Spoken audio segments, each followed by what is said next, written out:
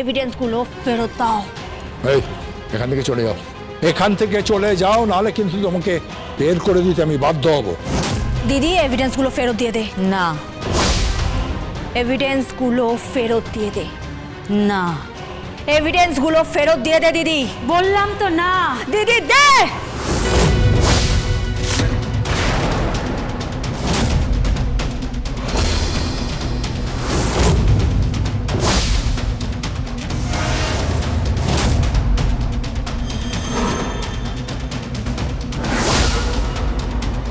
চলে যাও এখান থেকে বলে দিচ্ছি।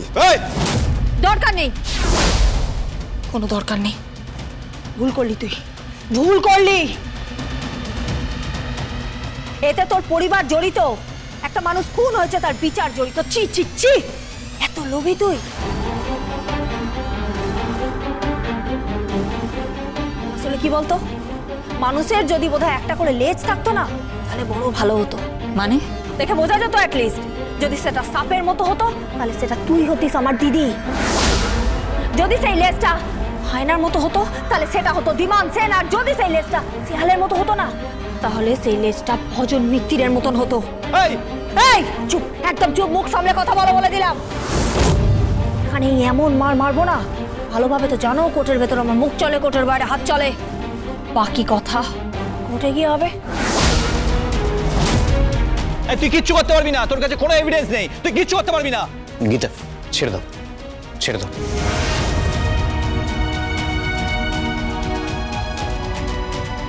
দিদি ভেরি আনফর্চুনেট,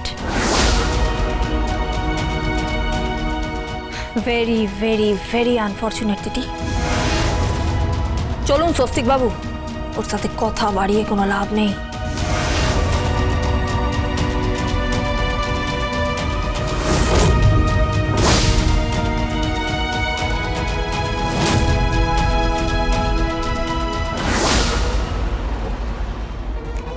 কি হলো, তুমি চলে এলে? এভিডেন্স ছাড়া তো তুমি কোর্টে অন্ধ। তুমি তো কখনো রোনালগঞ্জ ছেড়ে এভাবে পালিয়ে চলে আসো না। তুমি পালিয়ে এলে কেন? আমি পালাইনি, আর এই অ্যাডভোকেট গীতা এলএলবি পালাতে জানে না, ধাতে নেই। সেটা আপনি কোর্টে জানতে পেরে যাবেন। কি বলছো কি তুমি? এভিডেন্স, তারপর হার্ড ড্রাইভ, ওগুলো সব ফেক, সমস্ত কিছু নকল। কি বলছো কি তুমি? হ্যাঁ, কোর্টে যখন ওরা যাবে আর নিজেদের জয় সম্পর্কে নিশ্চিত হয়ে যাবে, ঠিক তখনই বোমটা ফাটবে। ওই ধীমান সেনকে আমি একদম ফালা ফালা করে দেব। ওই ভজন মিত্রের কালো কোট পরা শখ আমি একদম গুছিয়ে রেখে দেবো। আর ওই যে কিরণ কান্তি বাবু, আপনিও জানতে পেরে যাবেন যে এই গল্পটা আসলে কে লিখেছে, কাহিনীকার কে। এই অ্যাডভোকেট গীতা এলএলবি। চলুন স্বস্তিক বাবু।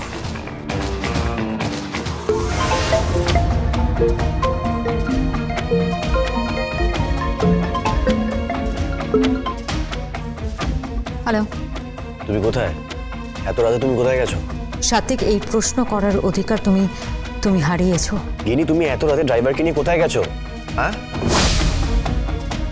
আরে কি হলো, উত্তর দিচ্ছ না কেন? উত্তর পেয়ে যাবে তুমি কোর্টে।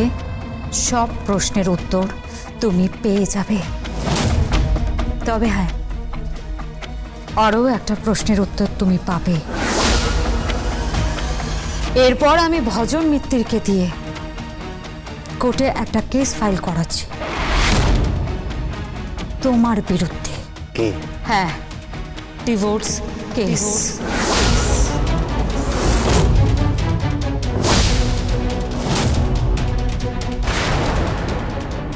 I want divorce, Mr. Satvik Mukherjee.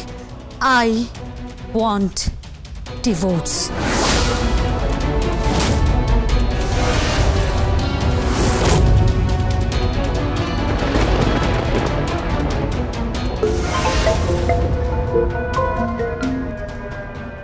Hello, বিমান সেন বলছি। এত রাতে ফোন করেছেন কেন? কারণ আছে বটে, কারণ তো থাকতেই হবে। এই আপনার বাড়ির বউ আমার সামনে দাঁড়িয়ে আছে। কি বলছেন কি আপনি? আর এখানে আছেন কিরণকান্তি বাবু, আর আছেন আমাদের ভজন বাবু। তার সঙ্গে বলি, মোবাইল ফোন আছে, সিম কার্ড আছে, হার্ড ডিস্ক আছে। ওই আপনার পুত্রবধূ অ্যাডভোকেট গীতা এলএলবি আমার বিরুদ্ধে কিছু প্রমাণ জোগাড় করেছিল। সেই সব কটা জিনিস এবার আমার কবজায়। আপনি কাল কোর্ট তো যাবেন, কিন্তু কোর্ট থেকে আর মুখার্জি বাড়ি ফিরবেন না, সোজা যাবেন জুডিশিয়াল কাস্টাডি। জেল হেফাজতে যাবেন আপনি। মিনিমাম বলছি 14 দিনের জেল কাস্টাডি তো হবেই। এবার আপনি বুঝতে পারবেন এই যে ধীমান সেনের লেজে পা দিলে তার ফল কি হয়। অত সহজ নয় ধীমান সেন। আপনি ভুলে যাবেন না যে আমার নাম অ্যাডভোকেট অগ্নিজিৎ মুখার্জি। এক ডাকে সবাই চেনে, এক ডাকে এই পুরো কলকাতা শহর আমায় চেনে। বুঝতে পেরেছে? আরে এভিডেন্স গেছে তো কি হয়েছে? আমার আইনি বিদ্যে তো যায়নি। আমি নিজে দাঁড়িয়ে নিজের হয়ে সওয়াল করব। আমি কোর্টে দাঁড়িয়ে প্রমাণ করে দেবো, আই উইল প্রুভ যে আপনারা আমাকে ফাঁসানোর চেষ্টা করেছেন। অ্যাটলিস্ট আমার কোনো জেল কাস্টাডি হবে না, এটা আমি আপনাকে বলে দিলাম। দরকার পড়লে আমি বেল পেয়ে যাব, কিন্তু জেল কাস্টাডি হবে না, এটা আমি আপনাকে চ্যালেঞ্জ করে বলছি। আমার আইনি বিদ্যেকে অবহেলা করবেন না। আইনটা আমি অনেক কষ্ট করে শিখেছি। আমার শিক্ষাকে আন্ডারমাইন করবেন না আপনি ধীমান Sen. And don't forget that I am the best lawyer in the city. বুঝতে পেরেছেন? আস্ফলন করছেন, করুন, তবে এখানেই কাঠ গড়ায় না। সেখানে ভজন মিত্তির আপনাকে ছাড়বে না, টেনে হিচড়ে আপনাকে কাঠ গড়ায় তুলবে। তারপর দেখবেন আপনার কি হাল হয়। আপনি ধীমান সেনের এগেন্সটে গেছেন, আমাকে ফাঁসানোর চেষ্টা করেছে। আমাকে দিন প্লিজ, আমাকে দিন ফোনটা। Hello sir, the best lawyer. হ্যাঁ, আপনার নিজের বিদ্যের উপরে খুব অহংকার, তাই না? খুব অহংকার। দ্য বেস্ট লয়ার, চলমান ইনস্টিটিউশন, আপনার পুত্রবধূ এগুলোই তো বলে আপনাকে, তাই না? দেখি সে ভজন মিত্তিরের মুখোমুখি কি করে হয়। আপনাকে চ্যালেঞ্জ করছি অ্যাডভোকেট অগ্নিজিৎ মুখার্জি, কোর্টে আপনার কাছা আমি খুলে দেব। আর জেল কাস্টাডি তো হবেই হবে। আরে ভজন, গুরু মারা বিদ্যে তো তোমার, ওতে লাভ হবে না। বুঝতে পেরেছ? একটা কথা জেনে রেখো, গুরু না একটা বিদ্যা শেখায় না তার শিষ্যকে, আর তাতেই তুমি মাত হয়ে যাবে। এ বলে রাখলাম। আরে আমি একাই 100, আমার কাউকে রাখবে না, কথাটা মাথায় রেখো। হ্যালো হ্যালো, হ্যাঁ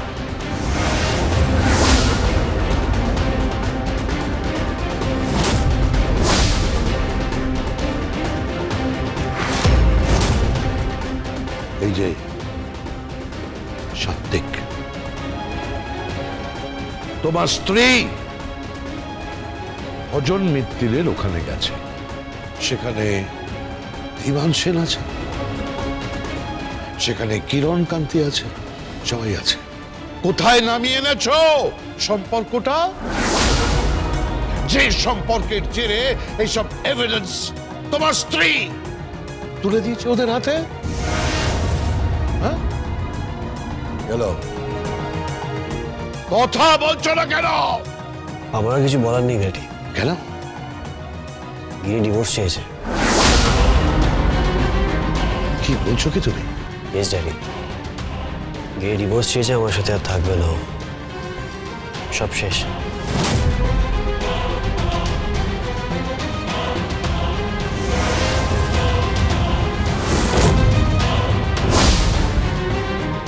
কিচ্ছু শেষ হয়নি, সবে তো লড়াইটা শুরু হলো জামাইবাবু। আমি এই পরিবারের সমস্ত কিছু মেরামত করে দেব। আমার দিদিকে আমি এই বাড়িতে নিয়ে আসবো, সে মাথায় ঘোমটা দিয়ে সংসারটা করবে, কথা দিলাম আপনাকে। আর আমার ওই শ্বশুর মশাই, তাকেও রক্ষা করার দায়িত্ব আমার। আমার শ্বশুর মশাই, আমার ভাসুর, এই পরিবারের সম্মান সবকিছু রক্ষা করবে এই গীতা, আর সেটা আপনার পুত্রবধূ গীতা নয়, অ্যাডভোকেট গীতা LLB, কথাটা মাথায় রাখবেন। তোমাকে কোনো প্রয়োজন নেই, কোনো প্রয়োজন নেই। তীরে এসে তরি ডুবিয়েছ তুমি, তোমার সমস্ত এভিডেন্স চলে গেছে ওদের হাতে। জানি বাবা, ওই গিনি মুখার্জি মোটা টাকার লোভে সেগুলো বিক্রি করে দিয়েছে। ঠিক তাই, ঠিক তাই। আর সেখানেই ঘৃণা আমার। আসলে তোমাদের ক্লাসটাই খারাপ।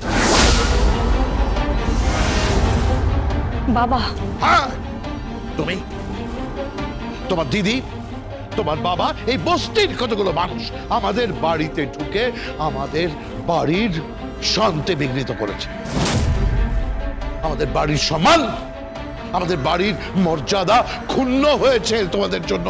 আরে তোমাদের কোনোদিন ক্ষমাও করতে পারবো না আমি, কোনোদিনও না। এই শোনো, কোর্টে তোমাকে প্রয়োজন পড়বে না, কালো কোট, ইয়েস, কালো কোট পড়বে না তুমি। আমি নিজে দাঁড়িয়ে নিজের হয়ে সওয়াল করব। গীতা LLB, আমি মরে যাইনি। Gita LLB, Gita LLB.